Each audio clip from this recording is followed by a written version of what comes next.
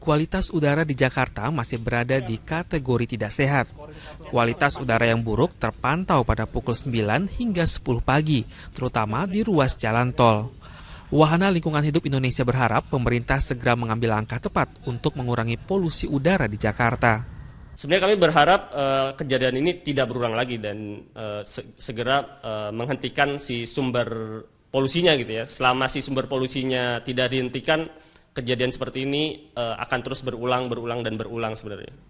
Kepala Balai Besar Teknologi Modifikasi Cuaca BPPT, Tri Handoko Seto mengatakan, polusi udara di Jakarta disebabkan emisi gas buang kendaraan yang terlalu banyak. Untuk itu perlu adanya kebijakan pengurangan kendaraan di ibu kota untuk menurunkan tingkat polusi.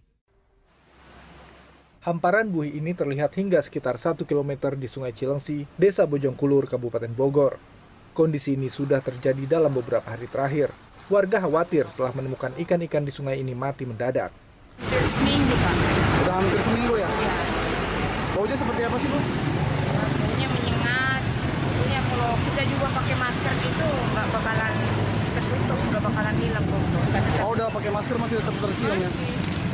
Oh, gitu. Kayak ininya juga kasihan. Buih-buihnya juga banyak banget. Pengurus desa dan tim SAR setempat telah melakukan pemeriksaan dan menduga air sungai tercemar limbah industri di hulu Sungai Cilengsi. Sebelumnya video limbah di sungai ini sempat beredar di grup-grup percakapan dan jadi pembicaraan di media sosial. Lahan persawahan seluas 5 hektar milik warga desa Ajibahu, Kecamatan Biru-Biru, Kabupaten Deli Serdang, diduga rusak akibat tercemar limbah pabrik kelapa sawit. Berbagai upaya protes sudah dilakukan, mulai dari meminta pertanggungjawaban dari pihak pabrik hingga melaporkan persoalan ini ke kepala desa setempat. Namun sayang, upaya mereka belum mendapatkan respon yang positif. Bahkan, pihak kepala desa setempat terkesan acuh terhadap permasalahan ini.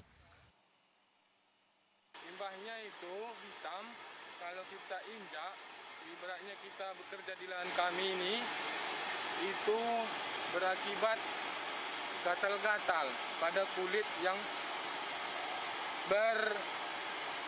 menginjak lahan tersebut, wilayah kita ini. Untuk tanaman kita sendiri itu bagaimana, Bang?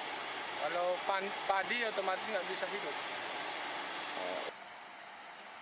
Limbah diduga dari pabrik kelapa sawit yang mengalir ke areal pesawahan, mencemari lahan warga seluas 5 hektar, tidak hanya tanaman, bahkan ikan yang dipelihara di sekitar sawah pun juga mati. Warga pun pasrah atas kondisi ini.